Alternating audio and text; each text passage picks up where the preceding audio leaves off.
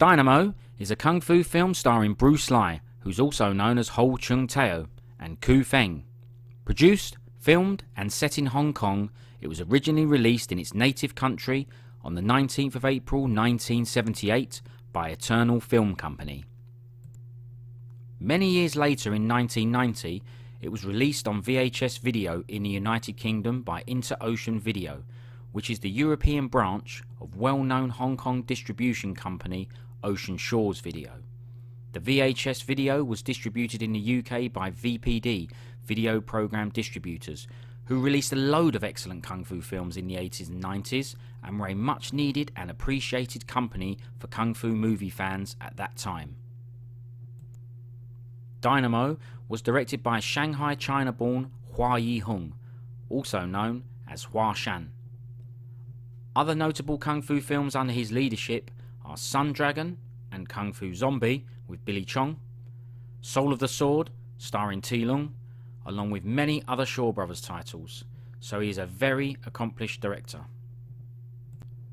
The brilliant fight choreography is by Yun Cheung Yang, the brother of Hong Kong and Hollywood established choreographer Yun Wo Ping, and part of the Yun family clan, fathered by Yun Siu Tien, or, as he is often fondly known, Sam Seed, the beggar Sol Hut Yi from Drunken Master. I believe the Yun clan also worked as a stunt team for this film, and if you look closely, you can see them crop up in the fight scenes.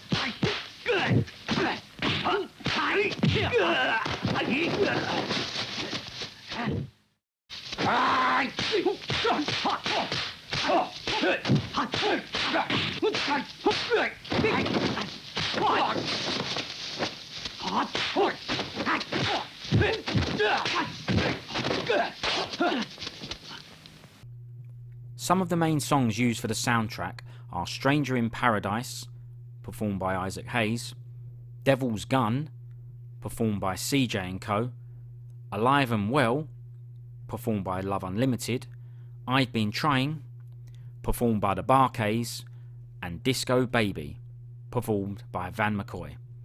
These are disco funk style tracks and for some reason suit the film really well.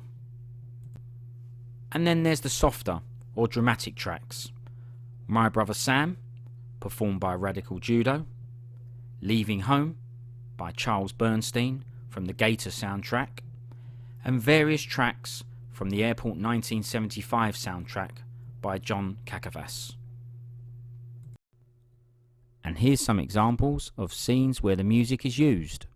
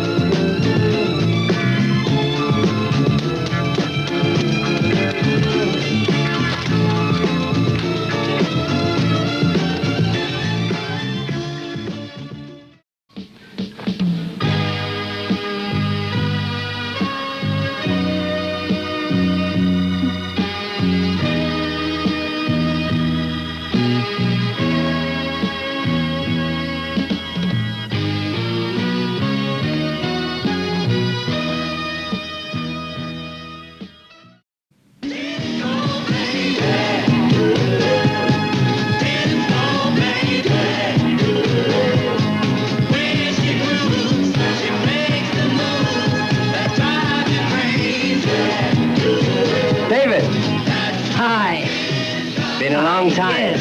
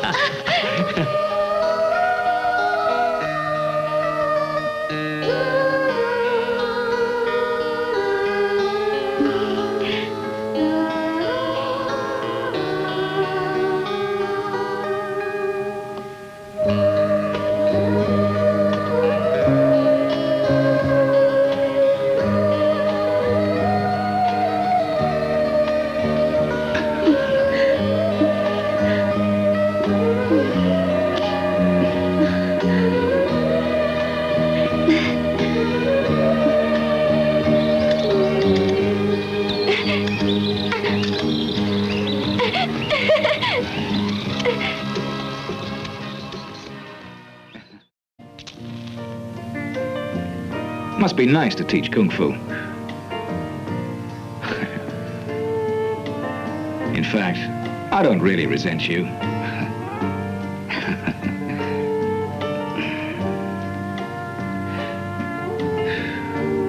Hey, got a girlfriend? Sure. Not seen her for months. Well then, go see her. I'm too busy here with my lessons and the other work. And they insist that I live here all the time. Take a day off. Well, say something. You say something. What's got into you?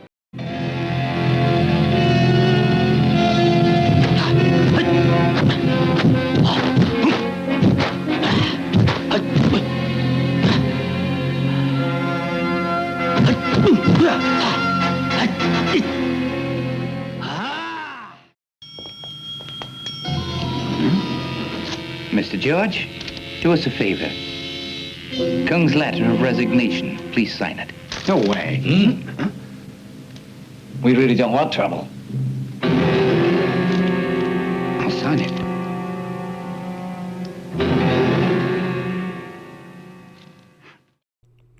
Okay, that's the details out the way. Now let's move on to the story.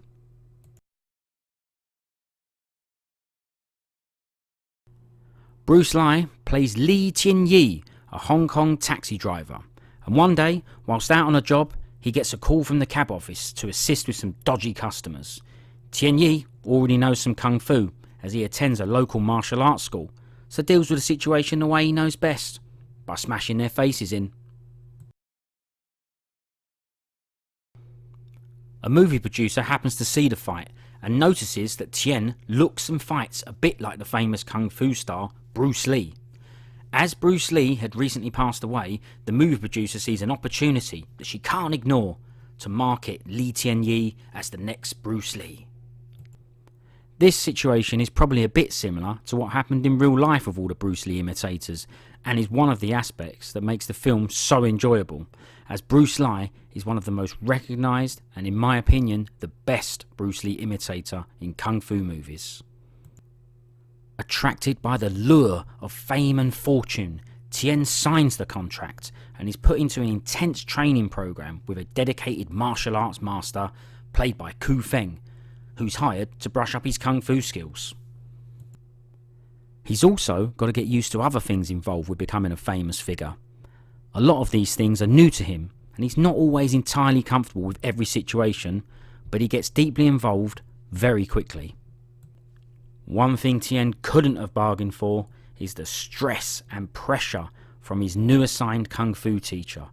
The relationship is very tense and at times somewhat toxic. Remember, Tien already knows some Kung Fu and is one of the top students in his current school, so he's not keen on being corrected and being told what to do. However, he quickly discovers that he still has a lot to learn. The Kung Fu master Feng is horrible, and as well as being ultra critical, uses pretty much full force when practicing with Tien. Well, it looks all right. Question is, how good is it really? You just come.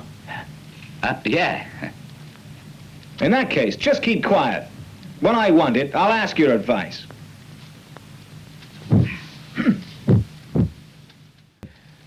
Those legs are a problem. They're not stable.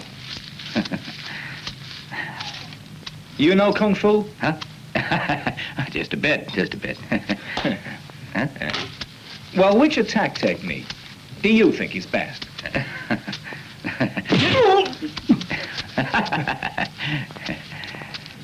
Surprise. That's the best.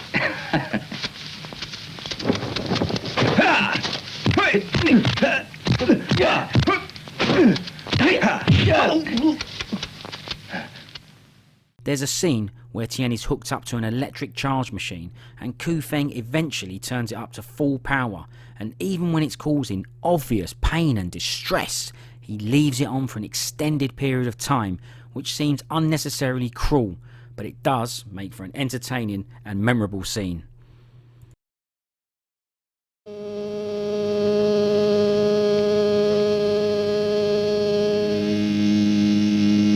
If you feel you can't stand any more, then you simply yell out.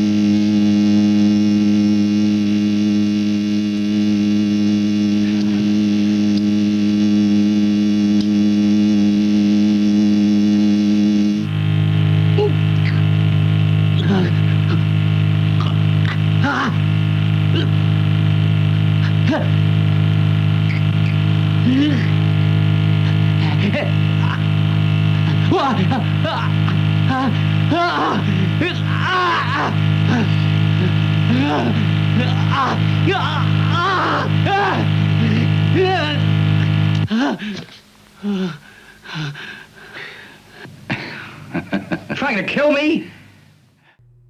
After his kung fu is up to scratch, the promotion company sends Tien on a world tour, but a rival company uses it as a chance to get rid of him by sending various fighters and henchmen to challenge him at every step. The world tour creates a vehicle for the bulk of the film's excellent fight scenes. Chung Tao, You Hong Kong, you Hong Kong, you Hong Kong.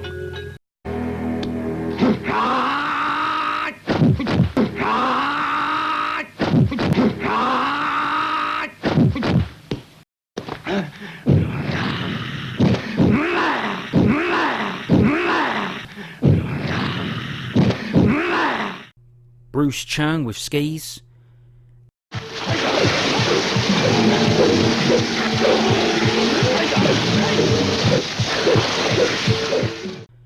an American posing as a waiter, I guess this American food doesn't suit you. It's all right. And I'll soon be back in Hong Kong. I don't think so.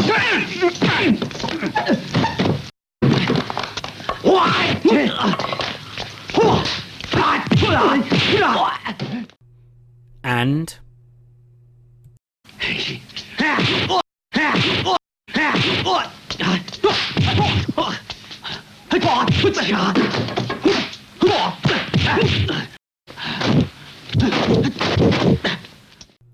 after Tien pretty easily dispatches of all the challengers, the rival company stages a contest against a US karate champion in a bid to get rid of him for good.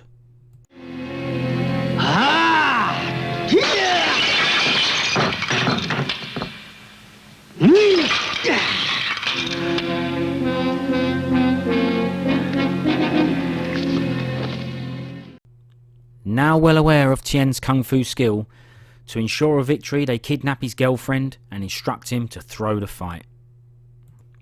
During the fight, where Tien is getting battered, the opposition strategize and come up with an idea to tell a nasty as hell lie that his kidnapped girlfriend has been killed.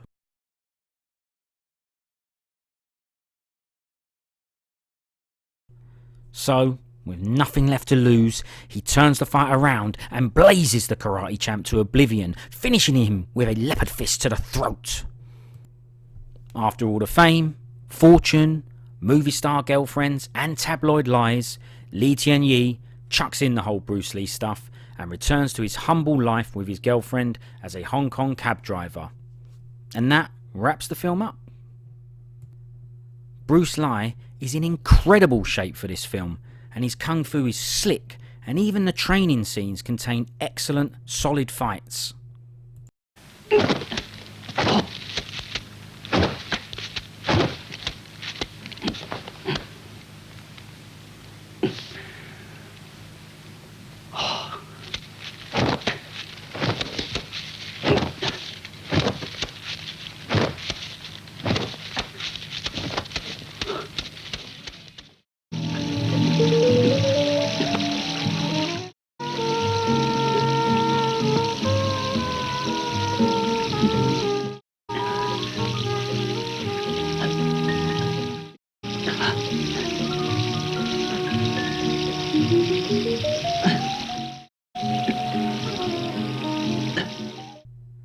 Dynamo is an easy watch and is as good as the first time I saw it.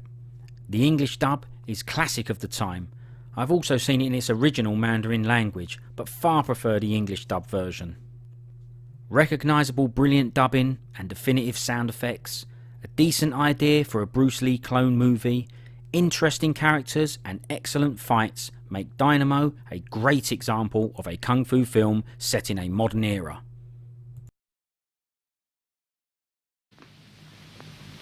That's hopeless.